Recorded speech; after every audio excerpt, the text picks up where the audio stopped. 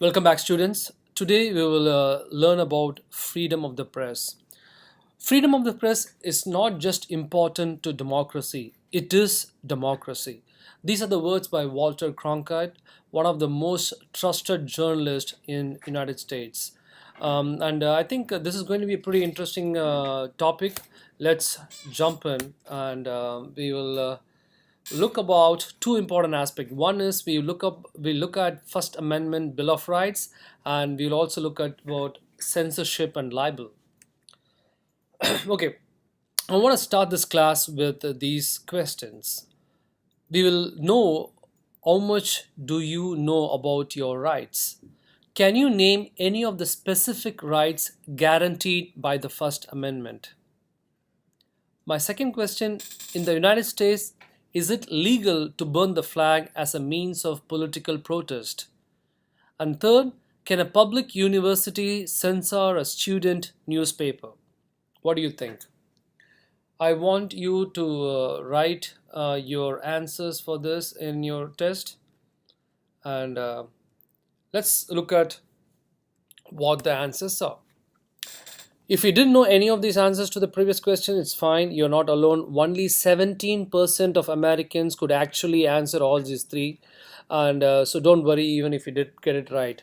But you should get it by the end of this class. Only 25% of the students knew it was legal to burn the flag in protest. As far as censoring a student newspaper at a public university, it is against the law. So now you should be a little bit familiar with this. Let's jump into our First Amendment, which is the Bill of Rights in 1791. The main basic important aspect of this amendment, First Amendment, is that press should operate freely. And I think that's one of the most important things that we keep in mind as we started this class. It is democracy, and I think without proper press freedom, I think the country comes to a standstill. So, what are your First Amendment rights? Freedom of religion, freedom of speech, freedom of the press, freedom of assembly, freedom to petition the government. So, these are your five freedoms. First, the freedom of religion; second, freedom of speech; freedom of the press; freedom of assembly; and freedom to petition the government. What do you mean by freedom of religion? I think we are living in such a free society, we all take things for granted, but it is not the same with regard to how people practice religion in other countries. For instance, in Egypt, the Coptic Christians are constantly under being attacked, and in some other countries, you cannot be practicing Muslim because they are attacked by some other religion from that country. And in certain parts of India, if you're going to follow certain faith, you're going to be invariably faced with a lot of issues. I think recently what they did was the Indian government actually put a ban for eating beef. That is again basic human rights, right? Like you cannot eat certain meat because of the fact you are actually you know not following the instructions or not following the orders from the government. Those are all, you might even think it's what is nonsense is this, but yes, there are countries where they don't want you to eat cow's meat because for them cow is a sacred animal. And what if I'm a Muslim and I want to eat cow? I cannot. So these are some of the issues that a lot of people are facing in other parts of the world, which the freedom that you and me enjoy, we are pretty much taking it for granted. So according to the freedom of religion, it says you can practice any religion in this country, and no one has the right to stop you from following your faith or practicing your religion. So that is the first one. And the second one is, I think you have the freedom of speech and expression. I think I was in Washington in 2011, and I saw a guy holding a banner in front of the Pentagon office about talking. I mean, it says something bad about Obama, and I was thinking, like, what other country in the world will a citizen have so much of power and right to do this? I think no other country in the world has such flexibility where you can go and talk badly about the president right in front of his office, which is beyond anyone's comprehension, at least from my point of view. I thought that was, I couldn't believe you can do that in the first place. And that's freedom of expression. I think you can pretty much do anything in this country, but I think it comes with certain freedom. For instance, you can't just go shouting, say, fire, fire, fire, and say you have the freedom of expression. You'll be arrested for that. So yeah, basically, yes, you have the freedom of speech and expression, but it also comes with a price. In some other countries, it's impossible for you to do that. I think um I can cite this example of the White House Correspondents' Dinner, where you can sit right next to the president and you can really badmouth him. I think I was watching a White House Correspondents' Dinner by Ferguson and Stephen Colbert. Some lot of comedians have hosted it, and they rip the president apart and they take it with a pinch of salt. They really enjoy it. I think the present president didn't go to the White House Correspondent Dinner, and it was the first in several decades that a president decided not to attend the White House Correspondents' Dinner. So again, this is the second thing. Like, we have the freedom, right, of freedom of expression and speech, and you think, oh, well, what is the thing, like what's a big deal, I can do this. But for instance, take this person Aung San Suu Kyi. She's a leader from Burma, and she was very much against the military junta of Burma, where she was very vocal about their way of dealing with people's issues and people, and she raised a voice. For that, she was jailed for several years. I think she was jailed for almost 22 decades. She was under arrest, and she eventually got rid of the military junta, and she's one of the most important leaders of Burma. And I think now Burma has opened up its borders for other people to come in, because earlier nobody knew what was happening in Burma, and still there are so many issues that is happening in Burma. In spite of Aung San Suu Kyi, there are still so many killings that's happening, because there are some minority people there that are being targeted by the majority of the people there. So these kind of issues exist on almost many parts around the globe. And again, this is an example of how freedom of speech is so important, that some people cannot even talk anything bad against the government. And some people are spend their prime time of their life behind bars. And I also thought this is a very important news that I can share with you. Chinese authorities arrested a journalist on Tuesday for writing an article examining recent trades within the Beijing stock market. Although the business reporter has been accused of fabricating and spreading false information about securities and futures trading, police have not disclosed any formal charges against the reporter after taking him into custody. The Committee to Protect Journalists has called for the Chinese government to release the reporter and drop any charges filed against him for simply doing his job.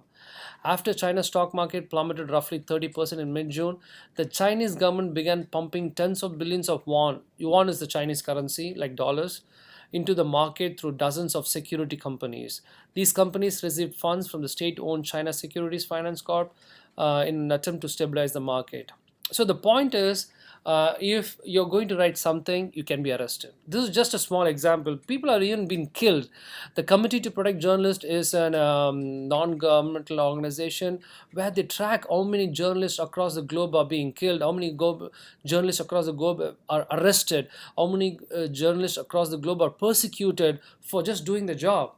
So you might think, oh, being a journalist is very simple. I can just go write and talk about some guys from a place. No, in some countries, people track you down and kill you. And according to a recent statistics published by the CPJ, almost 2 or 3 journalists are killed every month throughout the world. And most of the cases, the perpetrators are scot-free, or they're not found. And I also wanted to show you this video, and just take a look. In 1987, 2 North Korean agents posing as Japanese tourists planned a bomb on board a Korean Airlines flight headed to Seoul. Soon after they deplane at a stopover, the bomb explodes, killing 115 people. capture of 25-year-old Kim Hyun-hee is a sensation. When asked why she did it, Kim Hyun-hee claims that she was brainwashed from early childhood to worship and obey the great and dear leaders of North Korea. To many, this sounds far-fetched. But to those who have experienced North Korea's system of indoctrination, it has the ring of truth. 어렸을 때 진짜 유치원 때부터 그런 걸 배워요. 이렇게 In kindergarten, we start learning about Kim Jong-il and Kim Il-sung's birthdays. On those days, they give candies and other gifts, and there are portraits of them. And then we bow in front of them and say, "Thank you, General Kim Il-sung." And then we take the gifts.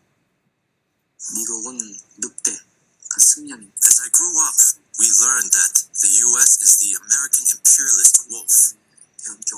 We were taught that American missionaries came to Korea, and they committed all kinds of barbarous acts. And so if somebody stole an apple, then the missionaries caught the child and then burned on his forehead the word thief with acid. 북한 주민들은 전부 미국 가게 되면 So people in North Korea think Americans are cannibals. And young children, when they learn this stuff, they think it's real history.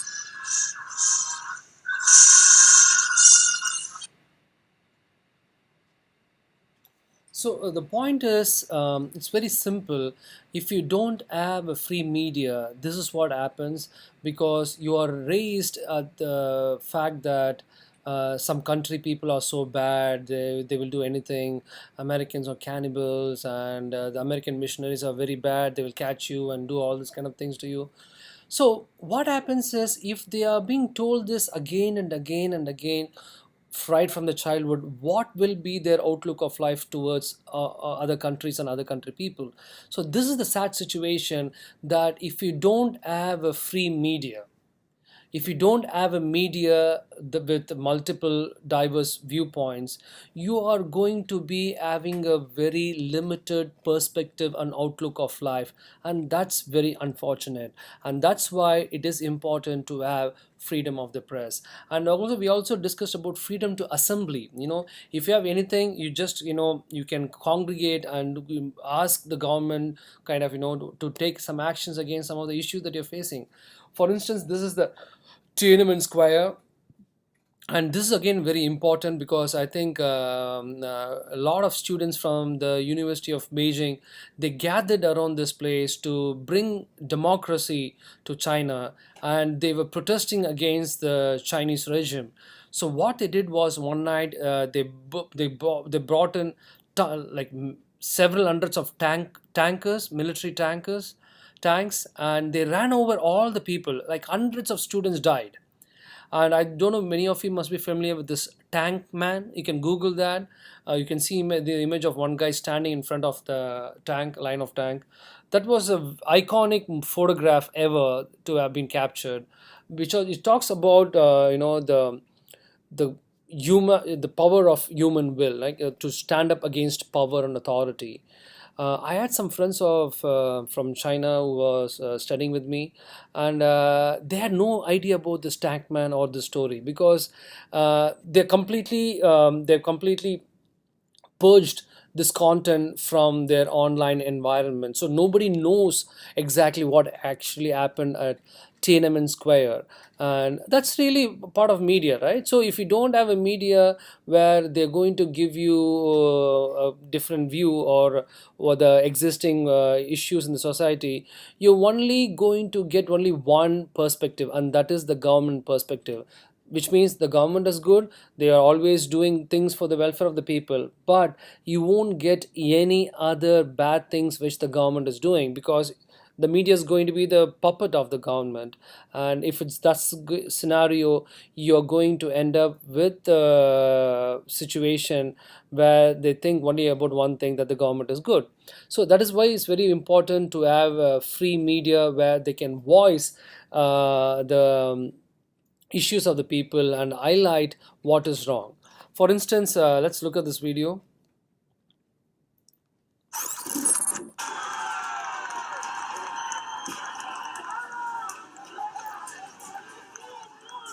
So again, in some countries, the protesting people who protest against the government sometimes are dealt with violence, and it also, it also ends up people dying in the process as well. But I think, according to our First Amendment, you have the freedom to petition the government without any issue. So the first important thing is you need to be very well aware of the First Amendment Bill of Rights of 1791, which guarantee you these five freedoms. Yeah, and again, we all take this for granted. So look at some of the situations from across the world. We are much better off in terms of how media is being handled, and how the citizens are given the power which we fail to use in the first place. I also want to talk to you about some of the restrictions and laws covering free expression. So, on one side, the amendment guarantees us the five freedoms: the freedom of speech, freedom of expression, freedom of religion, freedom to assembly, freedom to petition the government. But at the same time, it also there are also instances that the government did their best to curb the freedom of this that's been given to the people, and it dates back to several centuries. But just to give you a broad idea, the federal government restrictions, prior restraint, and censorship and libel are some of the ways that the government has actually restricted the freedom of expression. So let's look at a couple of incidents. The first thing that has been documented was the Alien and Sedition Law of 1798. I think this was the first ever case that was documented, where the government actually arrested people for writing bad against the government. So, if you're going to write anything against the ruling party, chances are that you will be charged under this Alien and Sedition Law, and you'll be arrested. And it almost took a big lull for almost 100 years, but then in 1918 came the Espionage Act of 1918, where any journalist who actually raised their voice against the government's role in the war was arrested, and several journalists were arrested because they didn't wanted the government to go into war, and government felt that the journalists were misleading the people, and they arrested them. And again, similarly, the Smith Act of 1940 was also something similar to during the Second World War, when a lot of journalists were arrested, and they had to actually send their copies to the Bureau of War. And they had to make sure that they didn't have any information that affected their image or the credibility of the government. So the point is, the government was always particular about their image. They didn't wanted the journalist or the press to portray them in a bad light.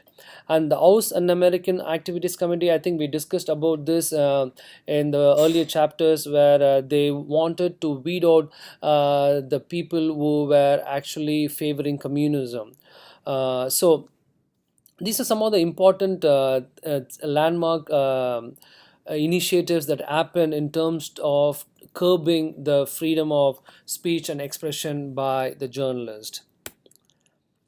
And the second important thing that we discussed was prior restraint. What it talks about is that the government can censor information before the information is published or broadcast. And for the first time in history that the federal government stopped a newspaper was from publishing information was the Pentagon Papers of 1971, where it completely detailed the issue of why the government, the US, went into Vietnam and all that stuff. And they wanted this to be a classified document, but then the New York Times went ahead and published it. But the Department of State, that time, they intervened and they stopped it from further publication. But then Washington Post also published it at some points. After that, they went to court. It was a long battle. But the point is, sometimes government step in and also make sure that they don't want anything to be published that can actually show the government in a very poor light. And again, the Vietnam issue was very controversial, and people were not happy with the way US acted with regard to the case in Vietnam. And the third one is censorship. Censorship is nothing but the practice of suppressing material that is considered morally, politically, or otherwise objectionable. I think in the book it talks about the story about H.L. Mencken, where the Boston authorities arrested him for for writing a story about a prostitute whose clients included important figures from that particular county, and they were not very happy with that. But then he was arrested. But when it came to the judge, the very next day, the judge reprimanded the authorities and said they don't have any rights to arrest the author, and they asked them to immediately release them. And again, these are the things that we can talk about in detail. For instance, you might think censorship doesn't exist in this country. For instance, many libraries in this country banned Harry Potter because they believed it kind of promoted witchcraft. And I think even they banned Fault in Our Stars. I think they made it even into a movie because it had some paragraphs which were considered obscene. But again, you might ask, like, but yet it came into movies. As I told you, it can change from county to county, and it's totally up to the authorities or the district library people to decide whether the book is objectionable or not. So again, even though we have freedom of speech, we have freedom of expression, but still sometimes certain authorities decide to exercise their power in certain counties. And the next one I want to talk to you is about libel. Libel is nothing but a false statement that damages a person's character or reputation by exposing that person to public ridicule or contempt. And you can see there have been many libel cases, and one of the landmark cases was the Sullivan Case. This was a very important case that happened in the 1960s. What happened was Martin Luther King was very active in Montgomery, and those people, volunteers or supporters of Martin Luther King, they came together. They gave a one-page ad in the New York Times during the 60s, and New York Times published it. But the chief of Montgomery, Ed Sullivan, he actually filed a case against New York Times with the local court, and the local court slapped a $500,000 fine against New York Times. And then the case went to the Supreme Court, and the Supreme Court clearly said the case has to prove actual malice. What malice in the sense, they have to prove that it was done with the intention of damaging the reputation of the person. If they cannot prove actual malice, then the case cannot be called libelous. And that was a landmark judgment. The New York Times actually won the case, and or not only that, it also set a precedent for all the other cases to follow in terms of libel. So mostly in terms of a libel, if they fail to prove the actual malice, and you can go scot-free. But 99% of the times, it's always the press that wins the case, libel case. In press, usually because of the First Amendment and all the libel previous cases that actually supports the freedom of speech for the press. But there have been also cases that have resulted in a lot of fines as well. So let's look at this particular scenario, okay? Let's look at this case study. There is a guy called Terry Jean, and what Terry Jean is kind of an oddball. So what he did was he made a sex tape with his friend's wife, and that apparently got leaked online. And then the case went to court. So do you think Terry Jean would have won this case or lost this case? So we discussed about libel. What we discussed about libel is we have to show that there was actual malice in kind of shaming or shattering the image of a particular person.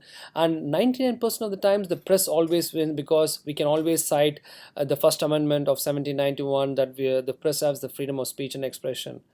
But what do you think happened in this case, in Terry Jean's case? Okay, let me tell you who Terry Jean is. Terry Jean is a popular figure. He was one of my favorite star when I was growing up. I am a real American. Oh, I mean, I was a big fan of wrestling when I was growing up, and I never had access to all this video cassettes and all that. But one of my friends' dad, he was in Saudi Arabia, and he used to kind of sneak in all those cassettes of WWE. When I was watching, it was Hulk Hogan, was Andre the Giant, and Million Dollar Man, and so many other people, British Bulldogs. So these are some of my favorite wrestlers, and Hulk Hogan was my like kind of favorite guy. He was like kind of very good and all that. But then after at some point I realized it was all fake. Then I kind of lost that enchantment towards wrestling. But the case is Hulk Hogan was filed a case against Gawker website, where they actually released his sex tape, and eventually it came to the court, and the court actually slapped millions of dollars as fine against Gawker. Gawker could not manage that. They actually announced they filed for bankruptcy after that. But then they went out of court settlement, and yes, Hulk Hogan indeed got millions of dollars as compensation. But the fact is, this was just a very odd case. Usually, libel case, it's actually the press, it's always wins. So I think in this case, I think it was an exception.